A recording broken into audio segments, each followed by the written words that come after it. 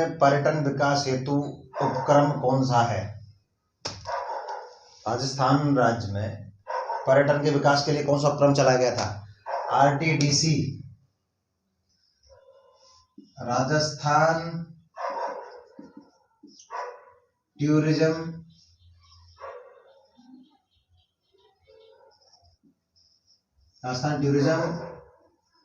विकास यानी development corporation.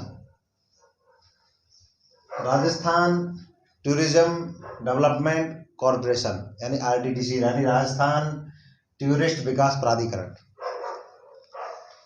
Rajasthan का प्रथम हेरिटेज होटल कौन सा है?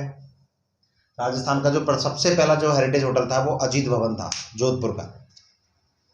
उसके बाद बुद्धा सर्किट कहाँ स्थित है? बुद्धा सर्किट जयपुर से झालावाड़ में के बीच में। किस वर्ष में किसकी सिफारिश से पर्यटन को उद्योग का दर्जा दिया गया था? भाई किसने सिफारिश की थी और कब की थी? मोहम्मद यूनिस समिति की सिफारिश से 1989 को पर्यटन को उद्योग का दर्जा दिया गया था। उसकी सिफारिश पर ही पर्यटन को उद्योग का दर्जा दिया गया था। Thank you. राजस्थान की किस ऐतिहासिक धरोहर को यूनेस्को वर्ल्ड हेरिटेज की कल्चरल सूची में शामिल किया गया था? राजस्थान की किस ऐतिहासिक धरोहर को यूनेस्को वर्ल्ड कल्चरल की सूची में शामिल किया गया था?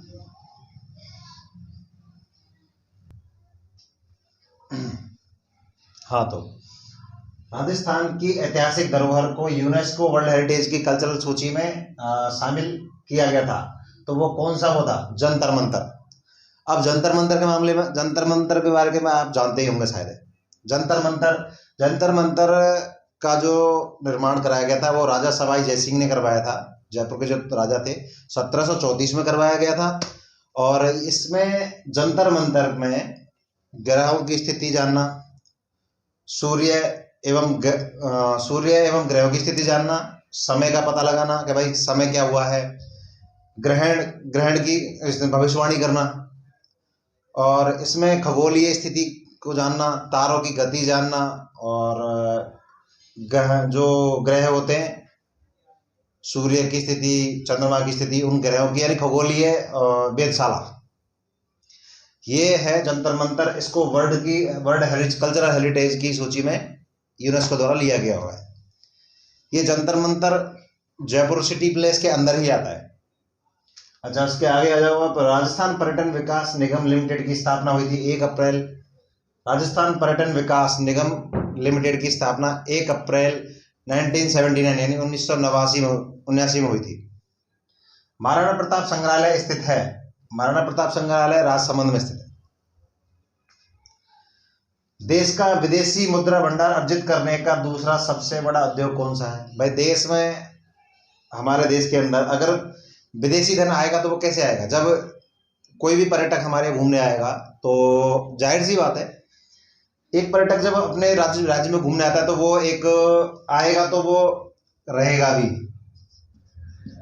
कहाँ रहेगा? होटल में। खाना कहाँ खाएगा?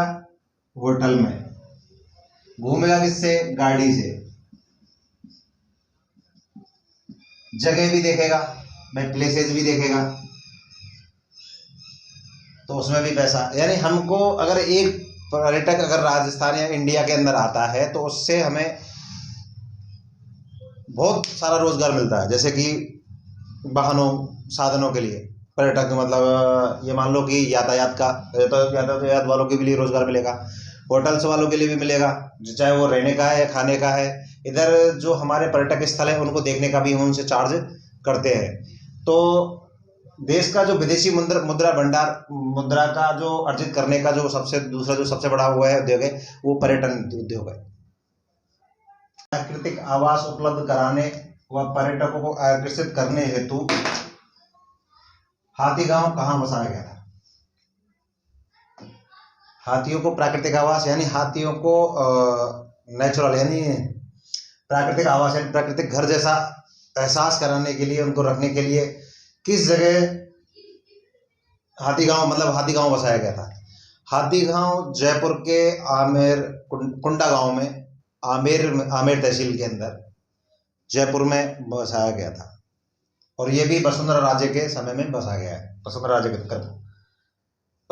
रॉयल राजस्थान ऑन व्हील्स की शुरुआत कब हुई थी? या फिर हम इसको ऐसे पूछ ले कि भाई अपने राजस्थान के शान शौकत या कल्चर को दिखाने के लिए कौन सी उसकी रेलगाड़ी की शुरुआत की गई थी? तो वो है पैलेस ऑन व्हील्स, और ये स्टार्ट हुई थी 15 जनवरी 2008 को।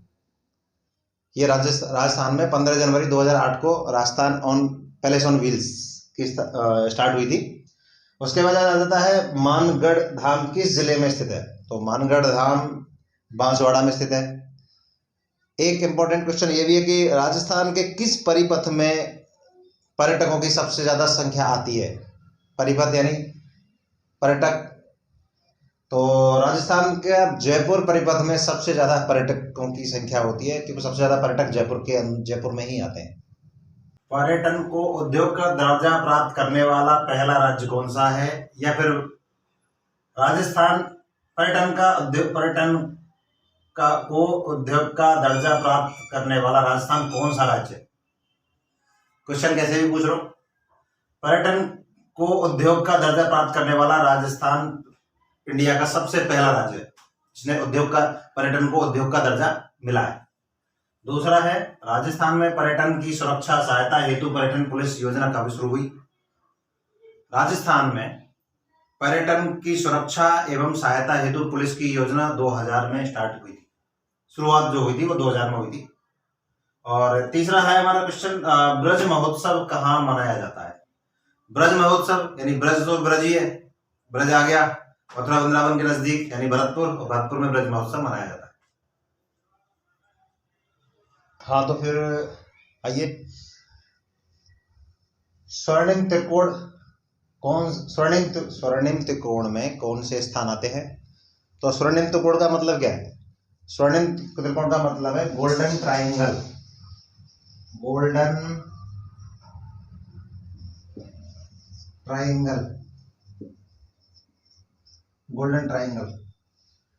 ट्राइंगल का मतलब हो जाता है ये त्रिकोण है, अब इसको गोल्डन ट्राइंगल बोला जाता है, स्वर्ण त्रिकोण, क्योंकि इसके कोनों पे दिल्ली,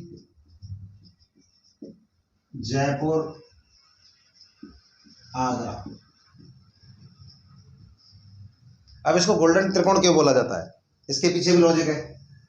250, 250 और 250, इसमें तीनों स्थानों की दूरी जयपुर से आगरा, आगरा से दिल्ली, दिल्ली से जयपुर, वही 250 किलोमीटर के बीच में, 250 किलोमीटर के बीच से में पड़ती है।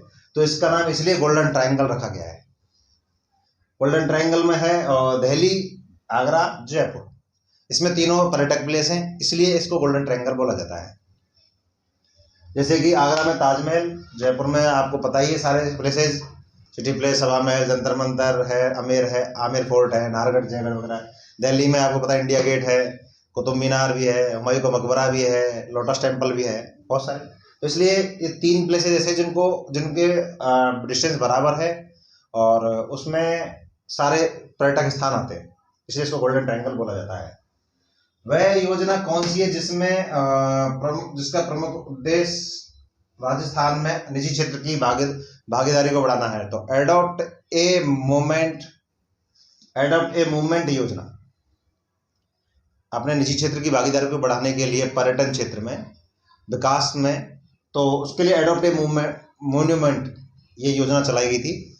और राजस्थान का पहला रोपवे कहाँ शुरू हुआ? मैंने पहले भी बताया इसके बारे में। राजस्थान का पहला रोपवे शुरू हुआ था सुंदा माता जालौर,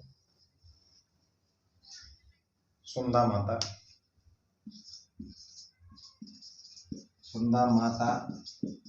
जालौर। अच्छा, पहला तो ये हो गया। राजस्थान में टोटल कितने रोपवे हैं? 3। पहला सुंदा माता जालौर हो गया, दूसरा जो स्टार्ट हुआ था वो हुआ था उदयपुर में स्टार्ट हुआ था, वो हुआ करणी माता मंदिर के ऊपर। 2 हो गए। तीसरा हो गया हमारा पुष्कर में है, और ये है सावित्री माता के ऊपर जाता है ये रोपवे। तो तीसरा हो गया हमारा सावित्री सेकंड में आ गया उदयपुर।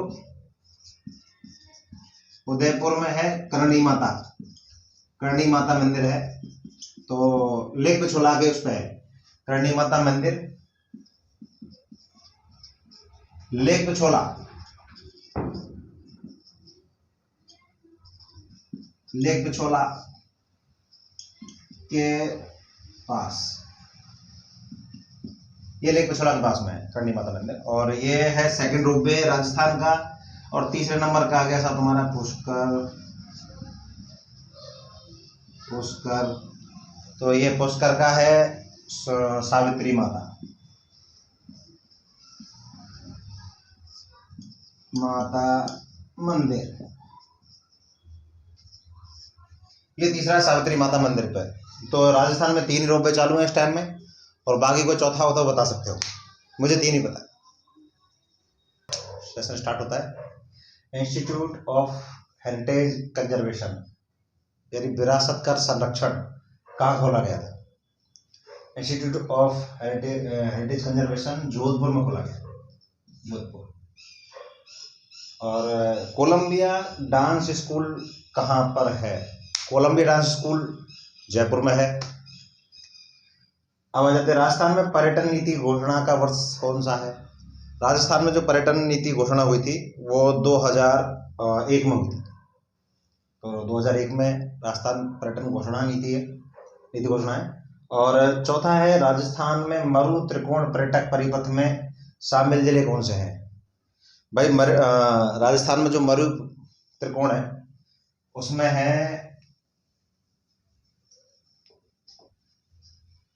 भाई, राजस्थान मरु त्रिकोण परिपथ में जो जिले हैं वो आते हैं, क्योंकि जोधपुर,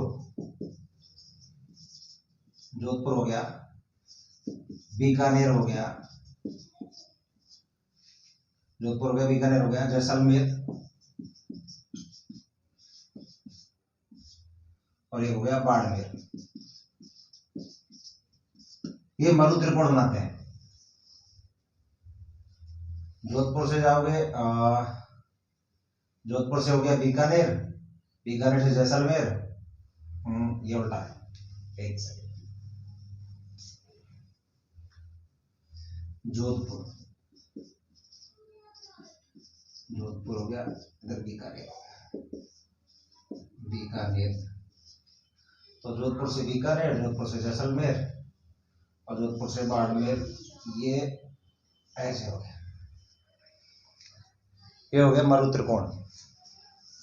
जैसलमेर, जोधपुर से बीकानेर, जैसलमेर, बाड़मेर, ये मरु त्रिकोण कहलाता है।